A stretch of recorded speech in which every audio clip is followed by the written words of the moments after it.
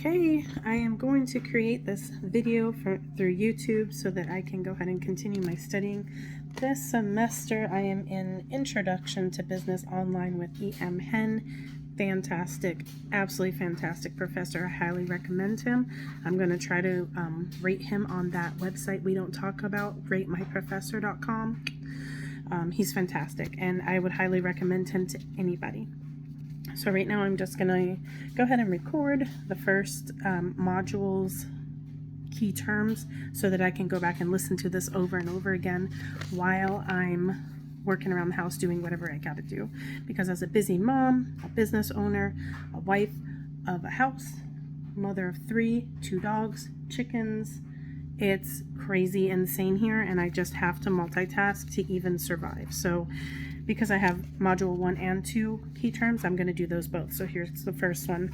So module 1 is business as a key term, an organization that strives for profit by providing goods and services desired by its customers. These are all pretty basic, but we have to know them to keep moving forward with the text because it does get pretty technical, as I'm told by my other classmates. So again, business is an organization that strives for profit by providing goods and services desired by its customers. Business. Capital, C-A-P-I-T-A-L. Capital is the inputs such as labor. It's the inputs such as tools, machinery, equipment, and buildings used to produce goods and services and get them to the customer. Money is not capital. Costs is defined as expenses incurred from creating and selling goods and services. Revenue minus cost equal profit. Entrepreneurs, people who combine inputs of natural resources, labor, and capital to produce goods or services with the intention of making a profit or accomplishing a non-for-profit goal. Factors of production. The resources used to create goods and services. There's 5 factors of production. 4 traditional ones are capital, labor, natural resources, and entrepreneurs. The 5th factor of production is knowledge. Non-for-profit organization, an organization that exists to achieve some goal other than the usual business goal of profit. Examples are Habitat for Humanity, zoos, civic groups. The government is the largest non-for-profit group. Non-for-profits compete for resources, not against each other like traditional businesses. So they compete for things like volunteers and donations. Profit, the money left over after all costs are paid. So you bring in revenue, you minus your costs, that gives you your profit.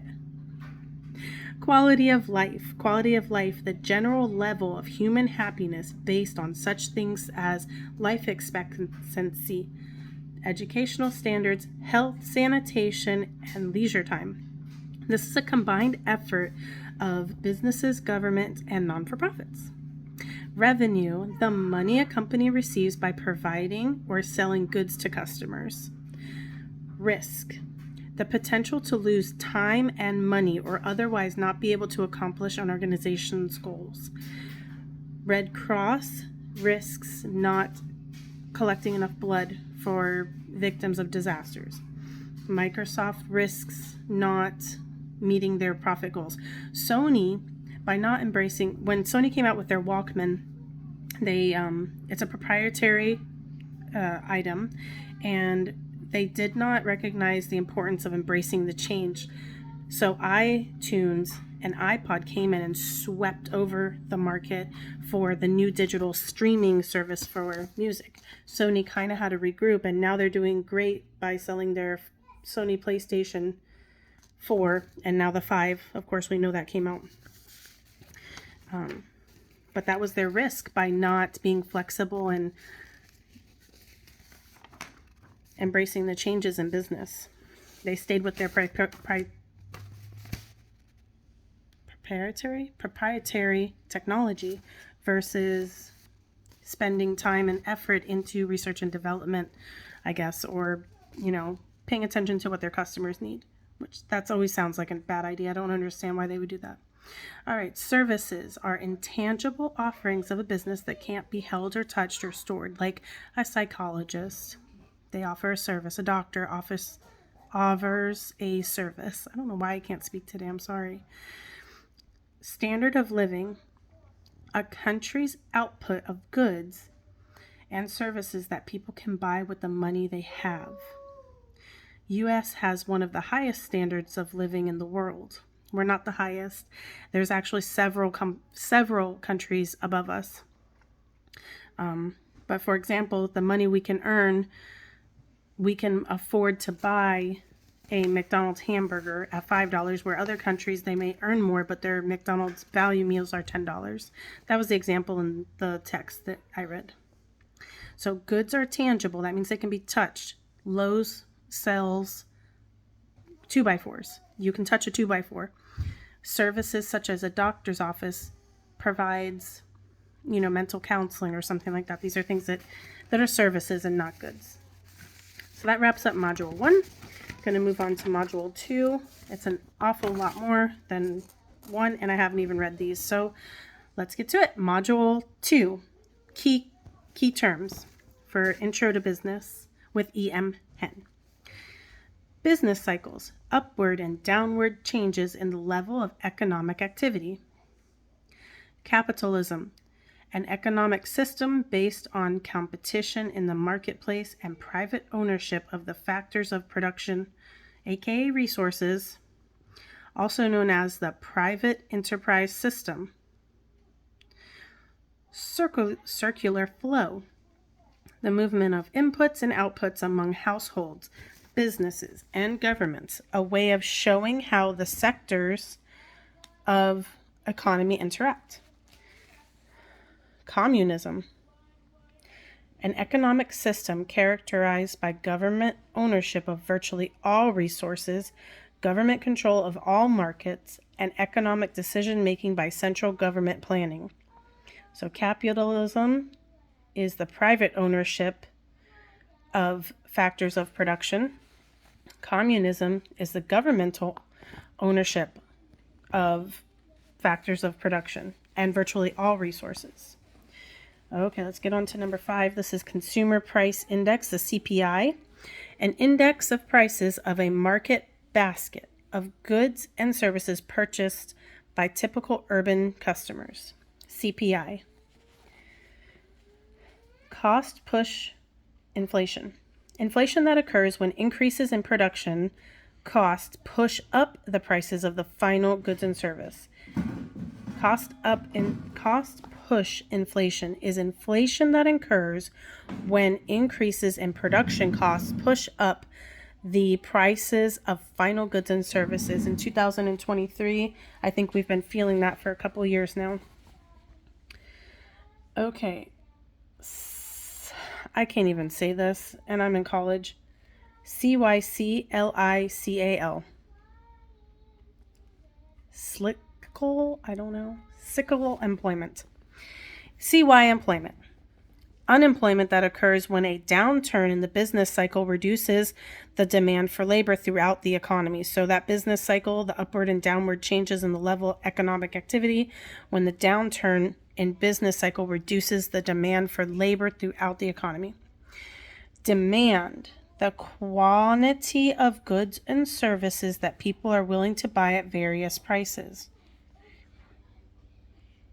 Number 9, demand curve, a graph showing the quantity of goods and services that people are willing to buy at various prices. So the demand is the quantity of goods and services that people are willing to buy, and demand curve is the graph. Demand pull inflation. This must be opposed to cost push inflation. Demand pull inflation. Inflation that occurs when the demand for goods and services is greater than the supply. Also, in 2023, I think we've been feeling that for a couple years. Okay, I got first page was printed out twice. All right, economic growth. 2, 3, 4, 5, 6, 7. All right, let's see how many we have on this page. 1, 2, 3, 4, 5, 6, 7, 8, 9, 10, 11. Okay, so we have 11 on this page. Economic growth, an increase in nation's output of goods and services.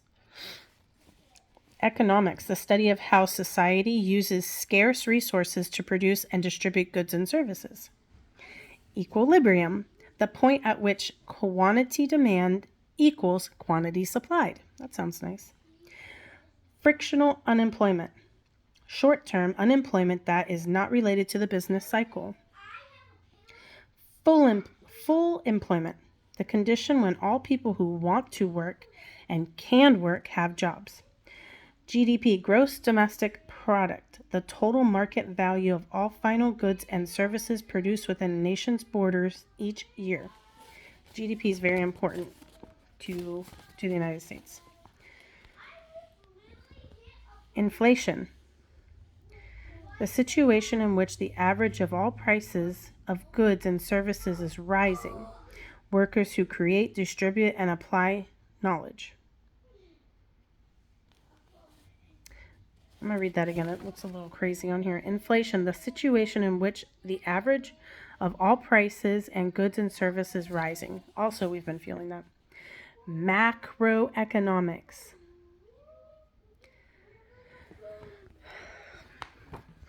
This focuses on the economy as a whole by looking at the aggregate data for large groups of people, companies, and products.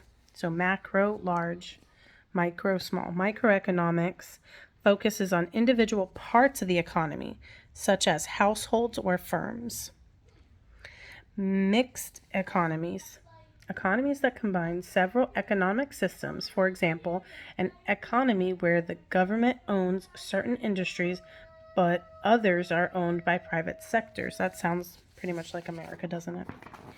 All right, the Producer Price Index, PPI, an index of prices paid by producers and wholesalers for various commodities, such as raw materials, partially finished goods, and finished products.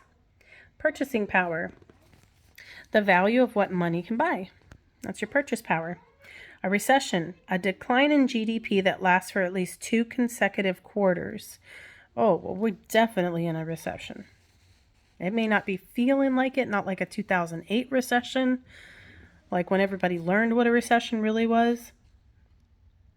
We are definitely in 2 consecutive quarters of decline in GDP for a while now. So, seasonal unemployment that occurs during specific seasons and in certain industries. Being in the food and hospitality industry for a long time, I can definitely feel this, that when it's season, it's everybody who works there knows it. Everything is more busy.